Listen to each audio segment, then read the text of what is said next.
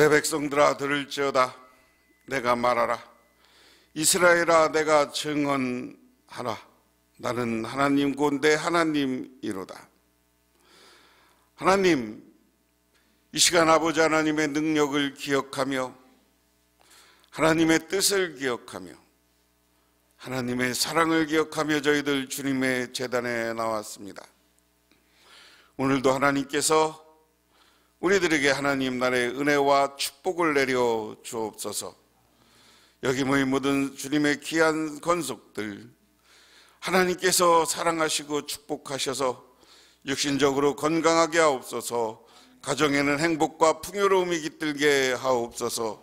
그러므로 감사가 넘치게 하시고 또한 우리 교회도 새롭게 부흥하고 성장하는 역사가 나타나게 하옵소서. 예수님 이름 받들어 기도드리옵나이다. 아멘.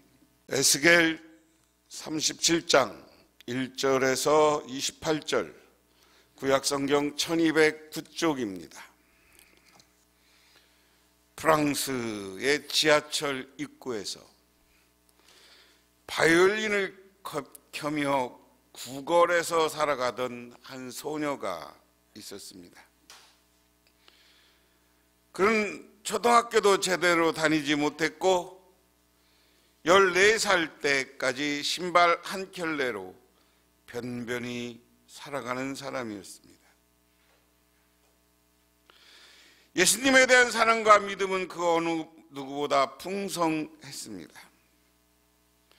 그는 학교 공부는 못했지만 하나님의 말씀을 열심히 배웠고 그것을 통하여 성령의 인도를 받는 방법을 알게 되었습니다. 그는 하나님의 의뢰하는 가운데 성령의 인도를 받아 사업에 큰 성공을 이루게 되었고 위대한 실업가로, 사업가로 인정받게 되었습니다. 그는 새로운 사업에 투자하여 한 번도 실패한 적이 없었고 새로 계획한 일이 이루어지지 않은 적이 없었습니다. 어떤 사람이 그에게 사업이 날로 번창하는 비결이 어디 있느냐라고 묻자 그는 이렇게 대답했습니다.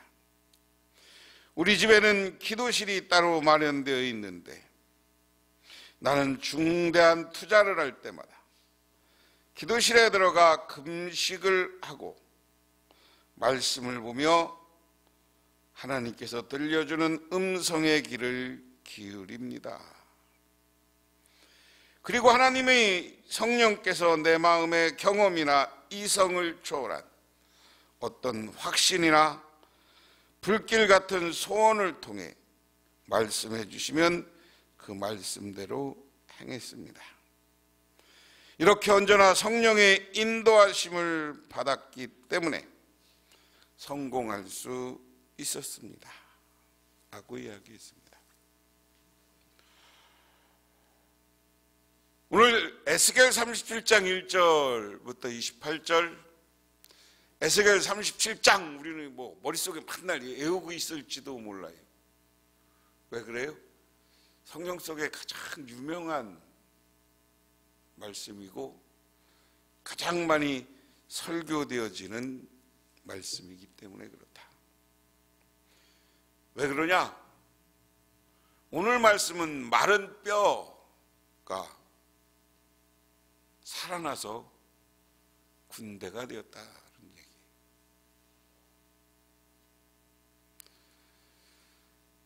제가 여러분에게 에스겔서를 계속 예언서 에스겔서를 이야기하면서 배경을 먼저 늘 얘기합니다.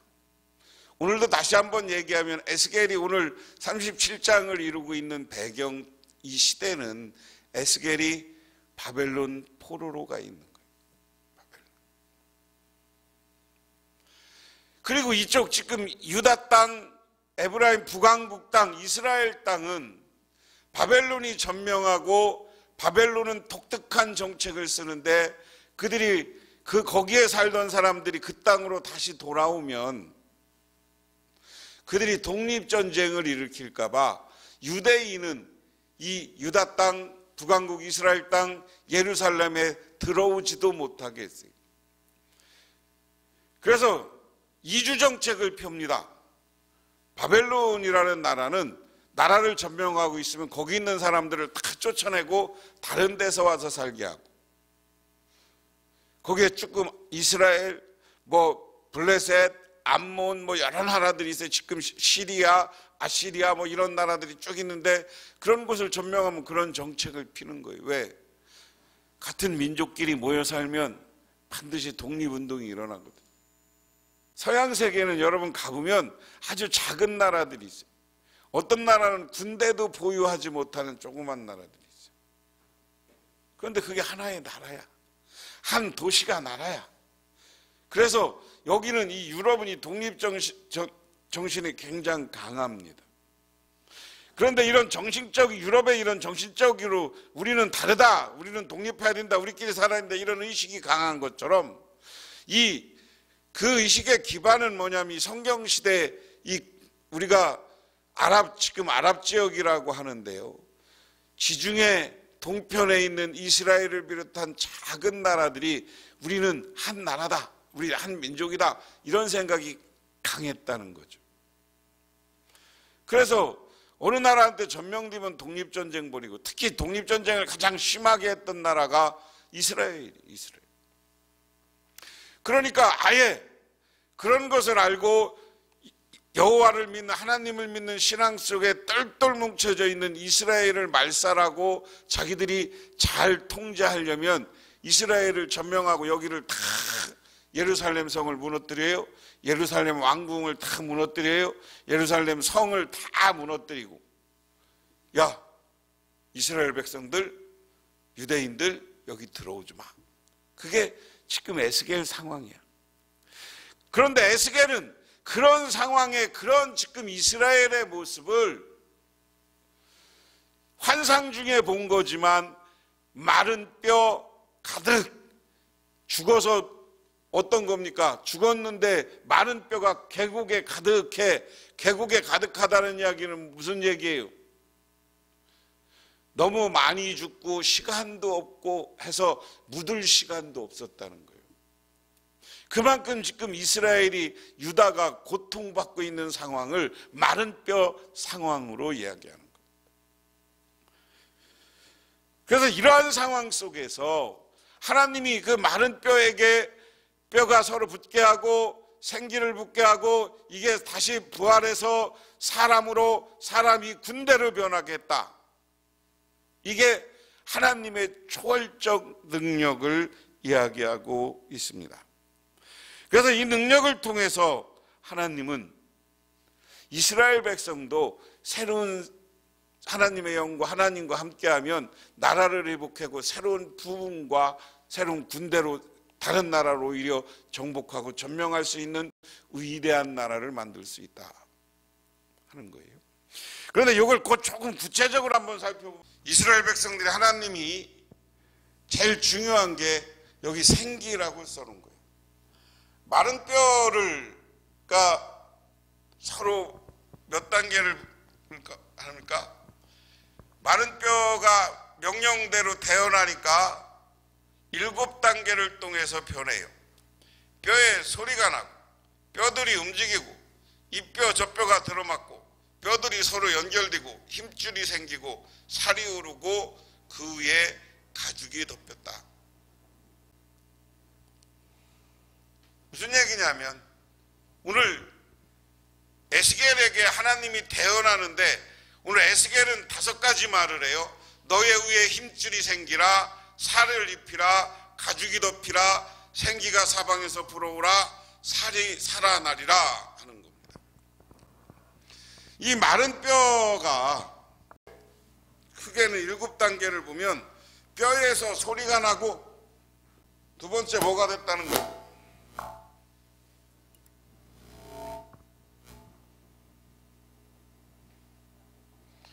뼈들이 움직이고 소리가 나고 움직여.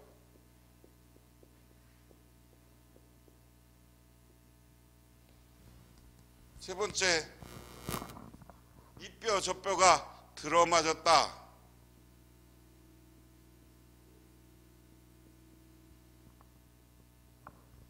네 번째로 서로 연결됐다. 뼈들이 서로 연결. 다섯 번째, 힘줄이 생기고.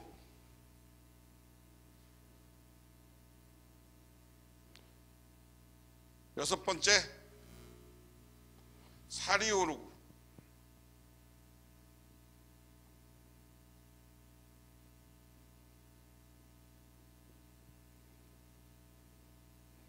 일곱 번째,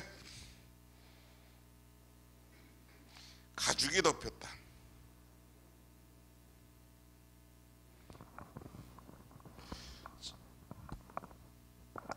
사람이 마른 뼈였는데 지금 다섯 가지를 에스겔이 명령하니까, 에스겔이 힘줄이 생기라, 살이 입히라, 가죽이 덮이라,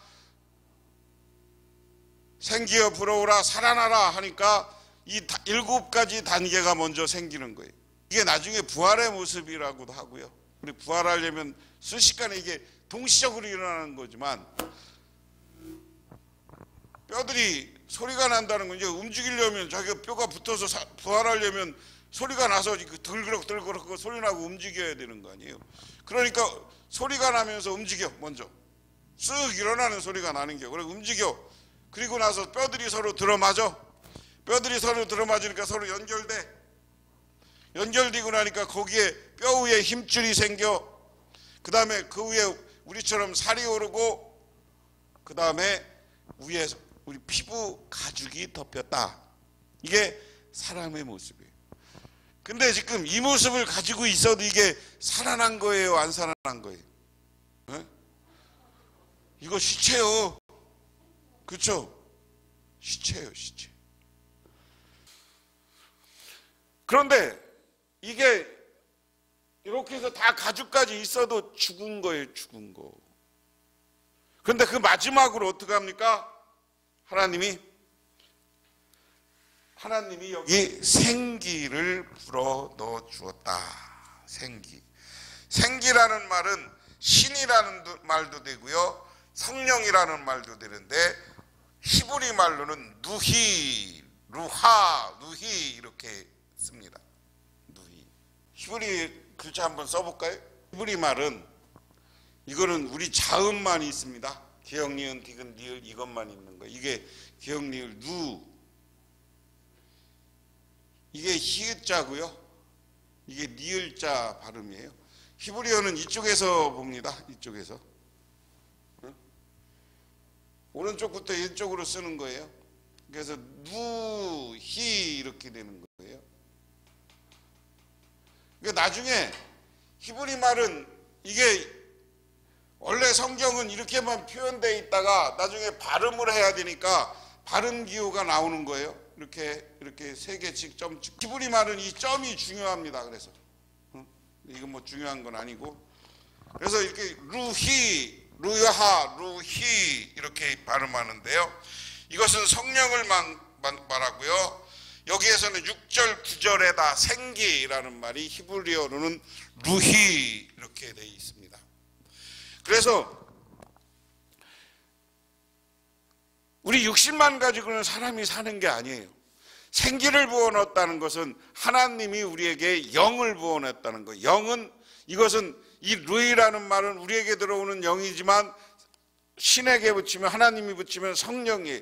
그래서 우리에게 하나님의 영이 들어와 있다. 이것은 어떤 것과 일맥상통하는 거냐면요, 하나님이 인류를 창세기에서 창조할 때 우리를 어떻게 창조했다고 그랬어요? 하나님의 형상대로.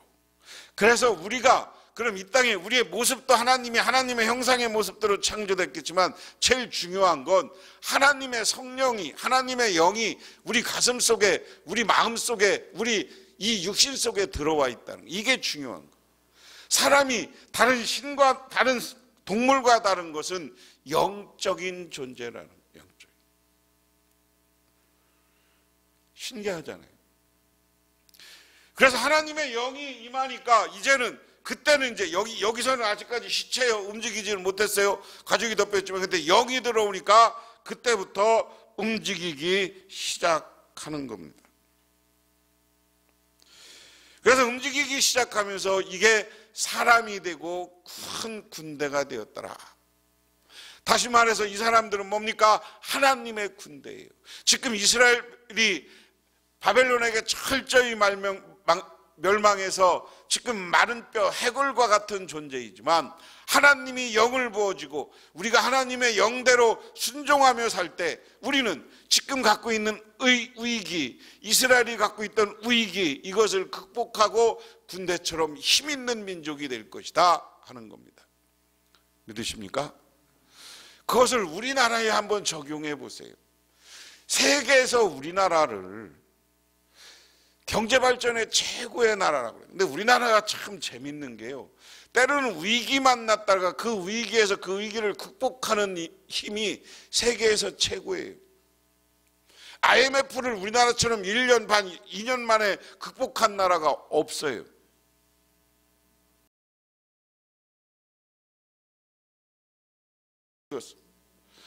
부산 항해, 부산 항구에, 그리고 그 후에 신문기사 제목이 배가 없어 수출을 못합니다 이 얘기.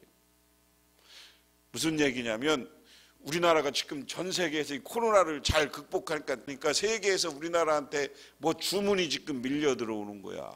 그래갖고 생산해서 부산에 갔다가 잔뜩 컨테이너를 쌓아놨는데, 배가 매일 싣고 가도, 그냥 24시간 싣고 지금 나가도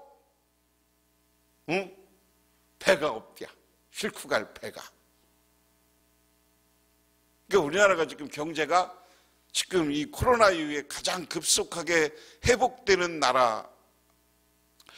그런 의미에서 우리는, 야, 하나님이 우리와 함께하면 우리가 흥하는 거예요. 근데 6.25라는 저 전쟁을 저렇게 거서 완전히 밑바닥부터 지금 이만한 경제를 이룬 나라는 어느 나라도 없어요. 옛날에 기독교 누가 기독교인이 아닌 사람들이 막 뭐라고 하지만, 솔직한 말로 이 나라가 그렇게 부강해진 데는 많은 학자들이, 우리 기독교인들은 그런 믿음을 가지고 그런 신앙 고백이 있어야 되는 거예요. 우리 교회에 새벽 기도와 우리 교회에 기도가 있었다. 우리 교회가 새벽마다 모여서 나라를 위하여 민족을 위해서 기도하고요. 그게 한국에 하나님의 복을 받아서 축복받은 원조라고 생각하는 거예요. 그럼 기도가 사라져요. 그러니까 영이 사라지고 성령의 능력이 사라지니까 우리가 살기 힘든 거예요. 여러분, 이 코로나 극복하고 어려움 극복하려면 하나님께 우리들이 국가를 위해서, 민족을 위해서 기도하시기 바랍니다. 왜 그 말씀을 드리냐면, 여기도 보면 이렇게 다 생겼지만 영이 들어오고 나니까 그게 움직이고 그게 군대가 되는 거예요.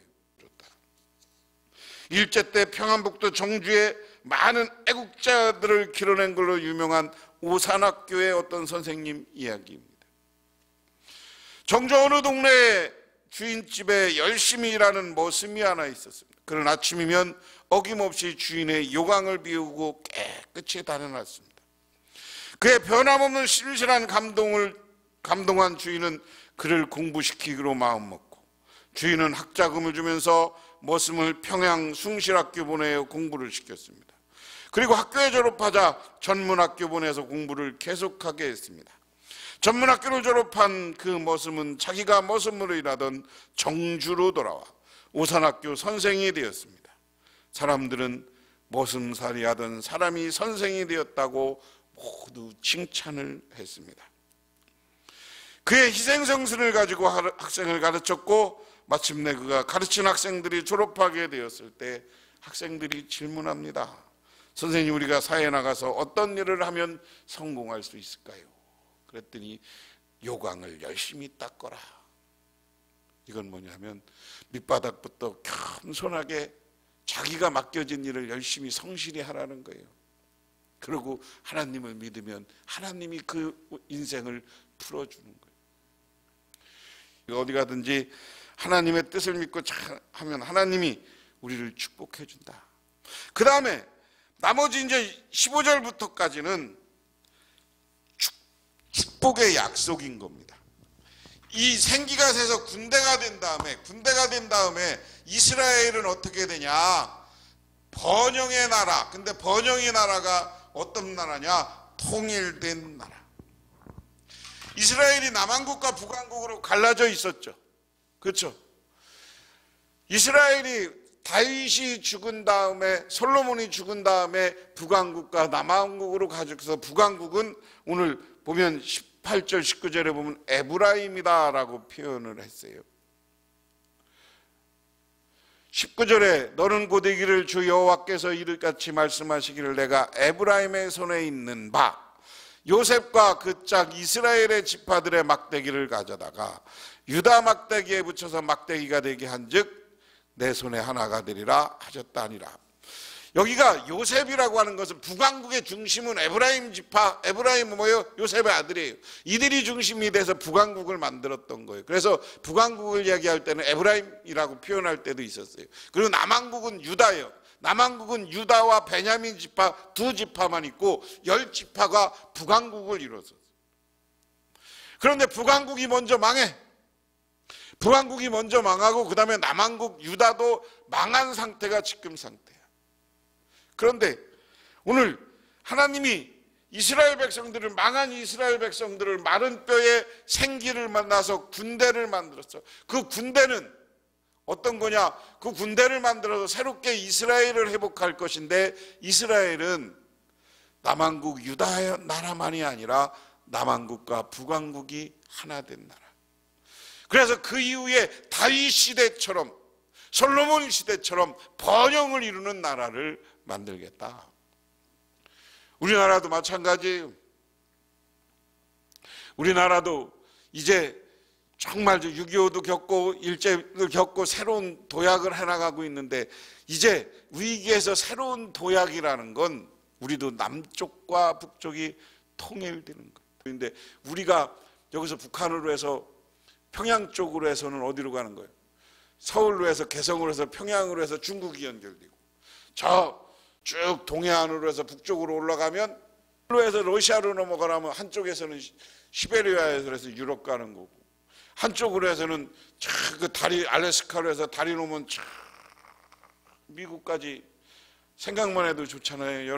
여기서부터 북한하고 통일만 되면 저 유럽으로, 중국으로, 미국으로 비행기 안 타도 가는 시대가 온다는 거예요. 그러면 우리나라가 그것 때문에 얼마나 번영하겠어요. 그래, 남북한이 통일되면 세계에서 가장 우뚝 서는 나라. 우리는 그런 소망을 가지시기를 주님의 이름으로 축원합니다. 그럼 우리나라가 잘 되면 누가 잘 되는 거예요? 우리가 잘 되는 거예요. 우리가 돈 잘 버는 거예요. 그리고 우리 자식들이 잘 되는 거예요. 그렇잖아요. 여러분 손자 손녀들이 잘 되는 거예요.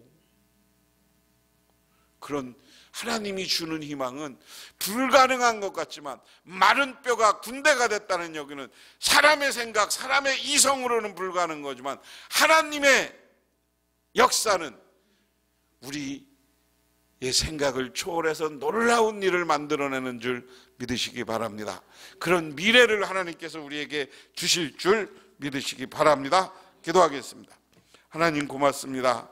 오늘 이 시간 주님의 은혜와 은총을 기억하며 저희들 주님의 제단에 나왔습니다. 하나님 이 시간 우리를 도와주시고 우리를 축복하시고 우리들에게 은혜 내려 주옵소서. 그래서 오늘 마른 뼈가 군대가 되는 것처럼 우리들이 기도할 때, 우리 성령 충만할 때, 신앙 안에서 우리의 소망을 갖고 살 때 우리의 소망이 이루어져서 이 나라와 이 민족이 잘 되게 하시고 온 세계가 새롭게 번영하는 아름다운 세계가 되게 하옵소서. 예수님 이름 받들어 기도드리옵나이다. 아멘. 지금은 우리를 죄 가운데 구원해 주신 우리 주 예수 그리스도의 은혜와 온 우주를 창조하신 성부 하나님의 사랑하심과 우리 삶 가운데 찾아오셔서 이끌어 가시는 성령님의 인도하심이 오늘 수요일을 맞아 주님께 나와 기도하고 간구하고 들어가는 우리 복명교회 모든 성도님들과 그 가정 위에 지금부터 영원토록 함께 하시기만을 간절히 축원하옵나이다.